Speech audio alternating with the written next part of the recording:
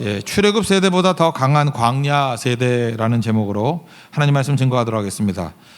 이스라엘에는 언약이 두 번 주어졌죠. 그 출애굽하고 난 다음에 첫째 달에 시내산까지 왔는데 시내산에서 언약을 주셨습니다. 그게 시내산 언약이라 그러고요. 40년 지나고 난 다음에 이제 요단강만 건너면 돼요. 요단강 그 바로 건너기 직전 그 여리고 맞은편에 있는 그 땅을 모압 땅이라 그러거든요. 그 모압 땅에서 언약을 맺습니다. 오늘 이게 모압 언약이에요. 그러니까 출애굽 세대와 이제 광야를 통리한 광야 세대, 이제 가나안에 들어갈 광야 세대, 다른 언약을 주셨다는 것입니다. 시내산 언약의 특징은 뭐죠? 여기 뭐 성경에 나오잖아요. 2절에 3절에 보니까 큰 시험과 큰 시험은 뭐냐면 10가지 재앙, 그 다음에 이적과 큰 기사. 이게 뭐겠어요? 쭉 나오잖아요. 그 홍해 갈라지고 뭐 옷이 헤어지지 아니하고 뭐 만나 매출하게 먹이시고 뭐 불기둥과 구름기둥, 그런 게 기적이 아닙니까? 그래서 1세대에서는 하나님께서 기적과 능력을 보여주셨다라는 거예요. 우리 되게 그거 좋아하죠. 기적과 능력. 기적과 능력을 맛보면은 안 믿는 사람이 어디 있겠느냐. 근데 다 죽었어요. 그러니까 기적이 믿음 갖고 오는 건 아니죠. 그걸 알 수 있죠. 반면에 광야 세대는 별 기적 없어요. 죽어라 40년 동안 광야 생활을 했는데 결국은 뭘 주셨느냐 하면은 4절 보니까 깨닫는 마음과 보는 눈과 듣는 귀 주셨다는 거예요. 1세대에는 이게 없었는데 광야를 통과하고 난 다음에 깨닫는 마음과 보는 눈과 듣는 귀를 주셨다는 거예요. 이게 모압 언약의 핵심이에요.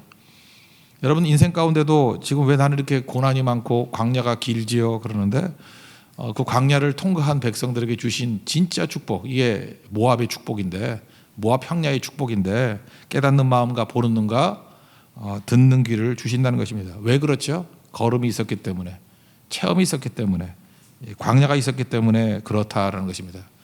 그러므로 최근에 우리 젊은이들이 이게 결정론적인 생각을 많이 하잖아요. 뭐 금수저가 있고 흙수저가 있다.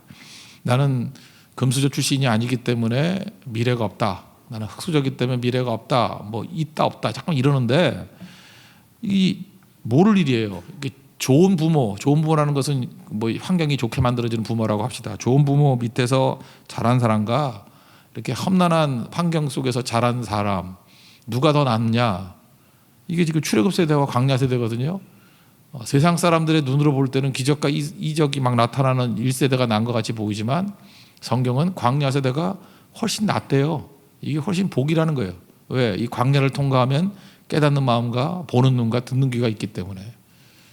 저는 우리 교회가 젊은 교회가 되었으면 좋겠습니다. 젊은 교회가 된다는 건 뭐냐면 광야 세대가 되는 거예요. 그죠? 이게 모든 하나님이 주신 말씀들에 순종해서 체험이 있는 세대, 그게 제일 강력한 세대라는 것입니다. 이들은 체험을 했다는 거예요. 14, 15절 보니까 뭐라고 얘기해요? 이 언약의 말씀은 너에게만 세우는 것이 아니고 여기 서 있는 자들과 여기 있지 아니한 자들, 누구예요? 장차 미래 세대에게 주시는 말씀이다. 그러니까 하나님 말씀은 부모에게 들은 말씀이 돼서는 안 되고요. 자기 자신이 체험한 말씀이 돼야 된다는 거예요. 저는 이번 다음 주에도 13차 대만 선교를 떠나는데 참 좋은 게 그런 거예요. 뭐 우리가 누구한테 들었던 믿음 아니잖아요. 그런데 청소년부 학생들, 또 초등부 학생들, 어떤 때는 뭐 영유아까지도 가잖아요. 그거 여러 차례 갔던 아이들의 특징이 뭐냐 하면 뭐 들은 얘기 안 해요. 오히려 부모보다 훨씬 나은 자기 고백을 해요. 자기가 체험한 이야기, 자기가 본 이야기, 들은 이야기. 그 어린아이들도 한번 간증시켜보면 좋겠어요. 걔네들의 눈에서 뭐가 보이는지. 그죠? 깨닫는 마음이 있고 보는 눈이 있고 듣는 귀가 있더라는 거예요. 그게 광야 세대예요. 나이하고는 관계없습니다. 누구나 이런 복을 누려야 된다는 것입니다. 그러면 이 광야 세대, 모압의 언약의 축복을 받은 사람의 특징이 뭐냐 하면은 첫째는 생명이 있기 때문에 자기 안에 자기가 믿는 믿음이 있잖아요. 부모 믿음이 아니라 내 믿음이니까. 들은 하나님이 아니라 자기가 보고 체험하는 하나님이니까. 그러니까 생명이 있으니까 생명의 특징이 뭐냐? 변화되는 거예요. 변화가 되게 돼 있다라는 것입니다. 그래서 11절 12절 보니까 여호와 앞에 서 있는 것은 12절 내 하나님 여호와의 언약에 참여하여 또 내 하나님 여호와께서 오늘 내게 하시는 맹세에 참여하여. 누가? 내가예요. 조상들이 뭐 믿고 헌신했던 게 아니라 내가 믿고 헌신했던, 키에르케오라가 얘기했던 신 앞에 단독자, 하나님 앞에 내가 서 있는 거예요. 그 가이사랴 빌립보 대화에서 나오잖아요. 사람들이 나를 누구를 하느냐, 뭐 엘리야라 그럽니다, 뭐 예레미야라 그럽니다, 누구라 그럽니다. 예수님이 그거 듣고 싶은 게 아니죠. 그러면 너희는 나를 누구라 하느냐? 베드로가 얘기하잖아요. 그리스도시요 살아계신 하나님의 아들입니다. 그러니까 베드로의 고백은 뭐예요? 그게 광야 세대의 고백이라는 거예요. 자기가 체험하고 본 하나님에 대한 고백. 이게 광야 세대예요. 그래서 하나님께서 우리가 뭐 기뻐하지 않을지 모르지만 광야를 통과하고 난 다음에는 이렇게 생명이 임하기 때문에 내 고백이 나온다는 것입니다. 그럼 생명이 있으면 특징이 뭐냐면 생명 살아있다는 거 아니에요. 살아있는 것은 다 변화가 일어납니다. 옛날에 그 구본영 씨가 썼던 책이 익숙한 것과의 결별이라는 꽤 된 책인데 한 10년 넘은 것 같은데 그런 책이 있었어요. 익숙한 것과의 결별. 거기 보면 그런 얘기가 나와요. 변화라는 게 뭐냐? 변화는 이퀄 생명이다. 살아있다라는 것이다. 그러니까 살아있는 것 중에 변화되지 않는 게 뭐가 있느냐? 없다라는 거예요. 그러니까 변화되지 않았다는 건 뭐냐? 죽은 거다. 1년 동안 변화되지 않았으면 1년 동안 죽은 거고 어제와 똑같은 생각을 지금 하고 있다 그러면 내가 지금 죽어 있다라는 뜻이다. 이게 참 인상적이었어요. 그러니까 무슨 얘기예요? 살아있다는 거. 우리 살아있잖아요. 생명이 있잖아요. 생명의 말씀이 우리 가운데 있으면은 이 변화에 대해서 이렇게 유연성을 갖게 된다는 거죠. 무조건 변화되게 돼 있죠. 나이 드는 걸 두 가지로 표현할 수 있죠. 성숙해진다라고 표현할 수도 있고 늙어간다라고 표현할 수도 있고. 성숙하다는 건 변화를 받아들이는 것을 성숙하다 그러죠. 날마다 속사람은 후패하지만 겉사람 후패하지만 속사람 날로 새롭도다. 이게 변화된다는 거 아니에요? 그런데 늙어간다는 건 뭐죠? 변화를 중지하는 거예요. 포기하는 거예요. 그러니까 그건 죽어가는 거죠. 늙어간다는 게 죽어가는 거죠. 변화가 없기 때문에. 그런데 이 광야 세대는요, 하나님께서 왜 광야 세대를 이렇게 사용하시느냐 하면 이들은 생명이 들어갔기 때문에 말씀 앞에 자기들이 변화를 일으켜요. 그러니까 변화가 나타나니까 뭐 도화지 같은 거죠. 하나님께서 뭘 주시면 그대로 이게 나타나요, 변화가. 그러니까 우리도 그런 변화가 있어야 된다는 것입니다. 변화 뭐 다른 거 없죠. 이렇게 말씀을 듣고 섬기지 않던 사람이 섬겨지고 소금이라는 걸 깨닫고 난 다음에 녹지 않던 사람이 소금 기둥이 녹아지고 기도 안 하던 사람들이 기도하고. 여러분 그런 거 아십니까? 시간이 가면 갈수록 자기 패턴이 있어요. 어떤 분은 월요일 날만 새벽기도에 나오는 분이 있고요. 어떤 분은 새벽기도만 나오고 차라기도 안 나오는 분이 있고요. 어떤 분은 담임 목사가 설교하면 저녁에 나오고 아니면 도망치고 이런 분이 있고요. 그 패턴이 뭔지 알아요? 그 패턴이 이게 마귀적인 거거든요. 그게 1세대가 갖고 있는 거예요. 그게 늙어가는 거예요. 죽어가고 있는 거거든. 그런 패턴은 시간이 가면 갈수록 줄어들게 돼 있어요. 그죠? 어떤 계기만 생기면 하나님께서 유복함을 주시고 축복을 주시면 이게 줄어들게 돼 있어요. 그런데 생명이 임하게 되잖아요. 그러면 새로운 거에 잠깐만 도전을 하게 돼 있어요. 그죠? 그래 내가 안 해봤던 거 나는 못해가 아니라 생명은 그런 거거든요. 자꾸 도전하게 돼 있어요.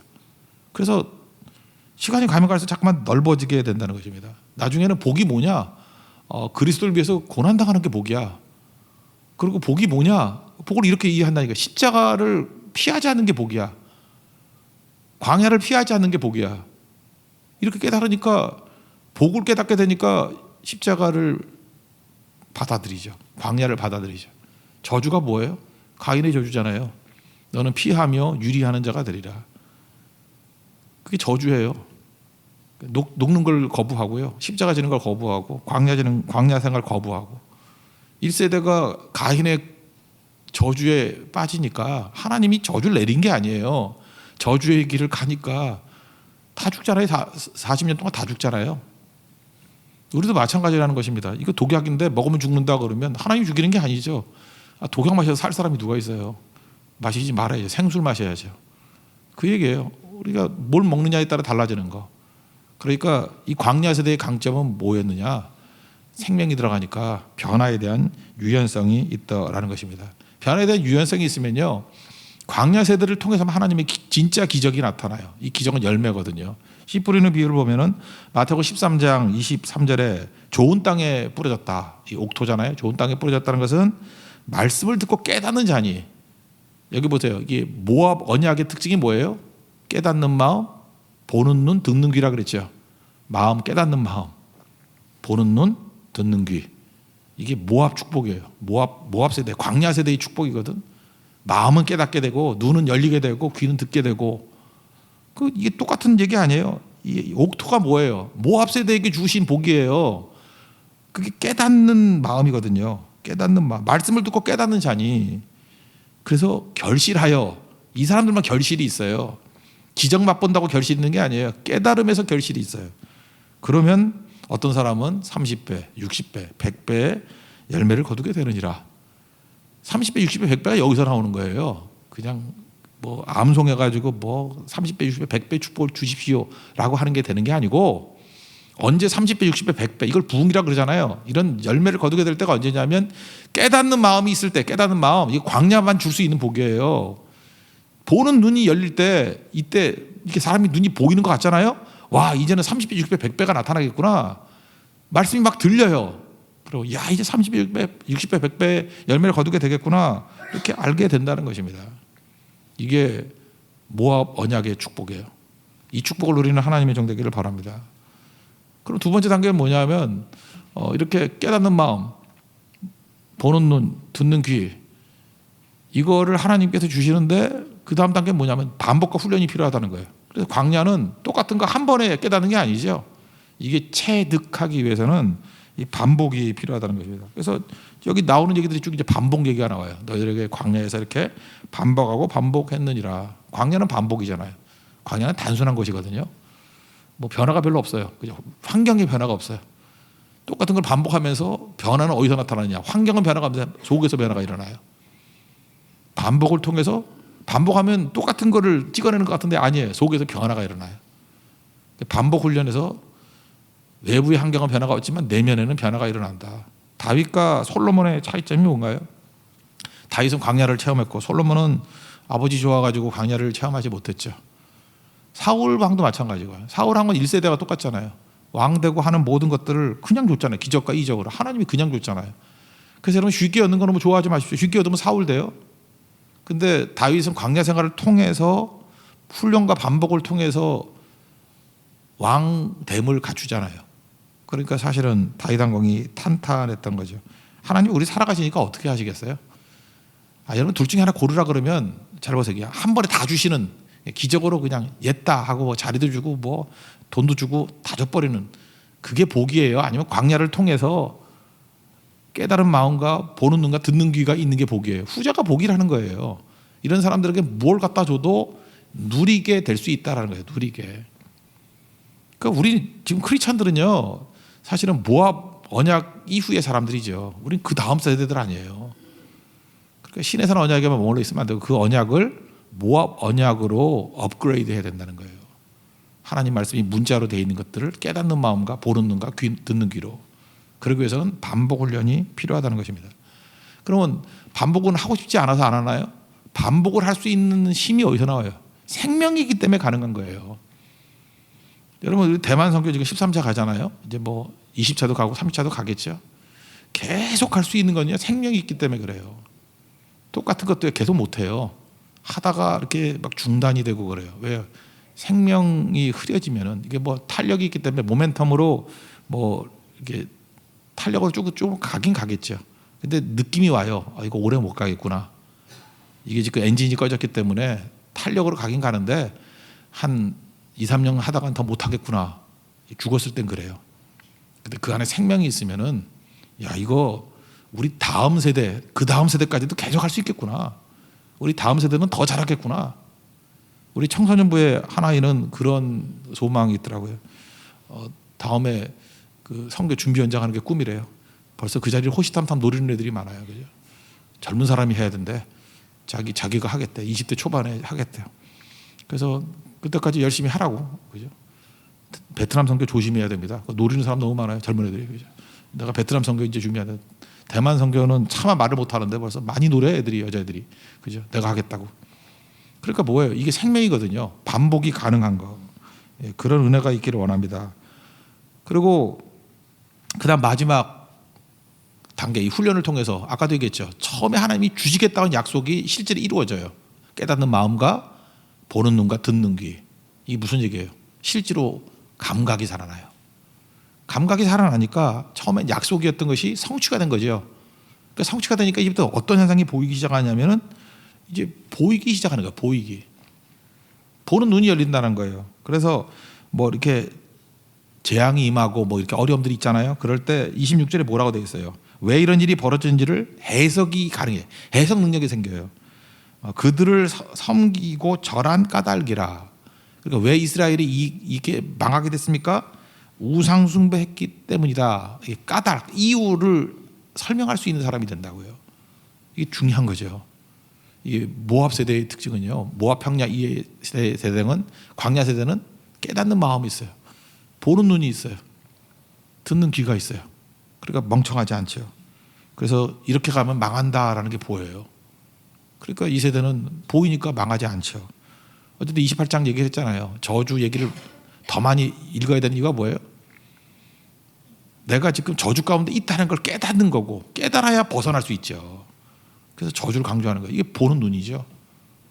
오히려 축복에 관한 얘기는 1, 2절만 외우면 된다니까요. 하나님 말씀을 다 명령을 듣고 순종하면 이 모든 복을 누리게 될 것이다. 나머지 저주로 되는 거예요, 복은. 근데 저주만은 4배나 더 많은 이유가 뭐냐면 자세히 읽으라는 거야. 한번 읽으라는 거예요. 그 읽으면서 느끼는 게 뭐예요? 내가 지금 저주 상태인지 아닌지를 빨리빨리 깨달으라는 거예요. 보는 눈이죠. 이게 너무 중요하다는 것입니다. 그래서 이게 보는 눈이 생기니까 현장, 이게 광야 세대는요, 이게 훤히 보여요. 이렇게 하면 망하네, 뭐 이러는 거예요. 그러니까 벗어나게 되는 거죠. 그 다음에 작은 팀을 보면 부흥을 체험했기 때문에 이 작은 팀이 어떻게 하면 하나님 앞에 크게 예배드리는 팀이 될지를 알게 돼요. 이 체험을 했던 사람은요, 찬양을 해도 찬양이 이렇게 멜로디를 하는 게 아니고 이게 영성으로 하는 거구나. 그런 걸 보는, 깨닫는 마음과 보는 눈과 듣는 귀가 있어요. 그래서 부흥을 체험한 사람은 재산이에요. 부흥을 체험하지 못한 사람은 백날 설명해도 뭔 소리인지 몰라. 맨날 남의 거 흉내내 내려고 그러고. 사역자들도 마찬가지예요. 부흥을 체험했다는 게 어마어마한 거거든요. 지금은 부흥이 아니라 할지라도 부흥이 뭔지를 알아요. 깨닫는 마음이 있으면, 보는 눈이 있으면, 듣는 귀가 있으면 30, 60배, 100배가 된다는 것을 알게 돼요. 우리 선교 다음 주에도 대만 선교를 가는데 이번에 굉장히 차분하게 잘 되는 이유가 뭐냐면 그거라고 생각해요. 사람들이 보기 시작했거든요. 그러니까 지금 헤매는 사람들이 없어요. 이게 보이는가 봐요. 뭘 해야 될지. 이번에 하나님께서 어떻게 이끌어 가실지가 이렇게 보이는 거예요. 보이니까 준비를 뭘 해야 될지를 알게 되고, 이게 혼돈이 없어요. 여러분, 보지 않고 애쓰는 사람을 뭐라 그러냐면은 이게 뭐 이제 애쓴다 그러기도 하고 삽질한다 그러기도 하죠. 죽어라 노력을 해요. 가끔마다 이런 거 있죠. 현장에서 뛰지 않은 사람들 보면은 뭐 그렇게 말을 하는데 좀 이상해. 저거 아닌데 이런 느낌이 들고요. 뭘 열심히 하기는 해요. 근데 이 말밖에 안 나와요. 애쓰고 있는 거예요. 그거 아닌데 엉뚱한 거 갖고 지금 초점을 낭비하고 그런다는 것입니다. 여러분, 하나님께서 여러분에게 깨닫는 마음과 보는 눈이 열리는 축복이 임하길 바랍니다. 그럼 미래는 우리 것이 된다라는 거예요. 마지막 구절, 이거 한 구절만 가지고도 뭐 한참 설교할 수 있는 건데 여기 두 가지 개념이 있어요. 29절 보세요. 신명기 29장 29절, 이게 되게 중요한 구절이에요. 감추어진 일이 있고요, 나타난 일이 있어요. 옛날에 드러난 일을 그랬는데 29절 보세요. 감추어진 일은 우리 하나님 여호와께 속한 것이고, 나타난 일, 옛날 같으면 드러난 일은 영원히 우리와 우리 자손들에게 속하였나니 이는 우리에게 율법의 모든 말씀을 행하게 하려 하심이니라. 그러니까 하나님 말씀은 두 가지가 있는데, 하나는 감추어진 일이 있고, 그 secret things, 숨겨진, 이게 비밀스러운 일이 있고, 또 하나가 revealed things, 그러니까 나타난 일이 있다라는 거예요. 우리가 하나님 말씀을 다 알 수 있습니까? 다 모르는 게 있어요. 내가 볼 때 이 감추어진 일 가운데 하나가 뭐 이런 거 아닐까? 삼위일체 이거 다 이게 이해가 되나요? 하나님의 섭리, 이것도 뭐 어렴풋이 하는 거지 다 이해가 되나? 그런 거. 이렇게 어떤 건 감추어진 있어요. 이렇게 참 풀기 힘든 거. 그렇지만 나타난 일이 있어요. 이 구절 가지고 옛날에 그 미국의 코미디언이라 그러나 뭐 작가라 그러나 마크 트웨인이 그런 얘기를 했죠. 그 해석이 안 되는 말씀이 나를 당혹하게 만드는 게 아니라 해석되는 명확한 말씀이 나를 당혹해 한다고. 꼭 안 되는 사람은요, 뭐 난해 구절 들고 와서 이게 무슨 뜻이에요, 그것만 그러고 있어요. 근데 실제로 살라 그러면은 해석되는 말씀, 이게 나타난 일이거든요. 나타난 일에 대해서 충성하다 보면 감추어진 일들이 이렇게 열릴 때가 많아요. 다 열리진 않지만. 그러니까 여기서 할 수 있는 건 뭐냐? 우리가 인간은 하나님의 모든 걸 다 알 수 없어요. 그 다 알 수 있다 그러니까 문제. 다 알 수 있다고 말하는 건 종교예요. 그 인간이 만든 시스템이고 다 모른다라는 것입니다. 그러니까 지혜는 뭐냐? 나타난 일에 집중하는 거예요. 이단은 뭔지 알아요? 감추어진 일에 집중하는 거예요. 뭐 주님이 언제 오신다, 뭐 며칠 나고 오신다, 어떤 방법으로 오신다. 근데 지혜 없는 멍충이들은요, 감추어진 일에만 관심을 가져. 꼭 보면 그 상태 안 좋은 사람이 있잖아요, 그죠? 뭐 이렇게 하여튼 도움이 안 되는 신앙생활하는 사람들 보면은 뭐 이상한 데 관심이 많아요. 감추어진 일에. 이게 호기심밖에 없는 거죠. 아무것도 아니에요. 그리고 일은 안 하고. 당장 눈앞에 나타난 일에 대해서 헌신하는 거, 그게 꼭 필요하다는 것입니다. 전도도 마찬가지예요. 그러니까 안 되는 거 젖은 나무 가지고 그러지 말고 마른 나무부터 물대라고요. 옛날에 한 20년 전쯤에 고구마 전도법 그런 거 있었는데, 고구마가 있으면 이렇게 찌잖아요. 그럼 젓가락으로 찔러보라며 이렇게 푹 들어가는 건 다 익은 거래요. 그거 먹으래요. 찔러가지고 안 들어가면 아직 더 익어야 되죠.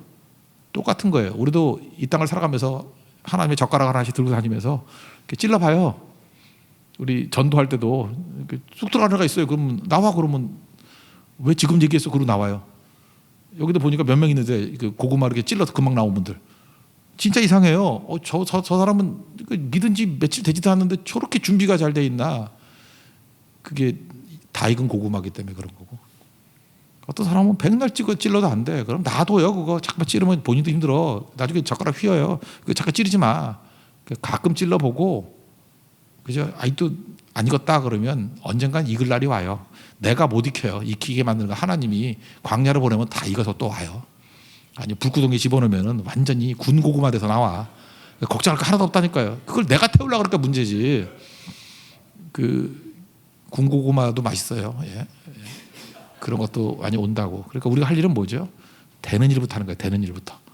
예. 되는 일부터. 할 수 있는 것부터 먼저 할 수 있도록. 여러분 이런 지혜를 갖기를 원합니다. 이게 모압 언약의 축복이에요. 그러니까 실제로 우리가 누려야 될 축복은 바로 이 모압 언약의 축복이라는 것입니다. 이 축복을 누릴 수 있는 하나님 종 되길 바랍니다. 기적보다 더 중요한 게 뭐예요? 깨닫는 마음과 보는 눈과 듣는 귀다. 어디서 많이 듣던 얘기죠? 예수님의 축복이에요. 이게 예수님의 축복. 이런 예수님의 축복을 누릴 수 있는 하나님의 거룩한 종 되기를 축원합니다. 예, 자리에서 일어나겠습니다.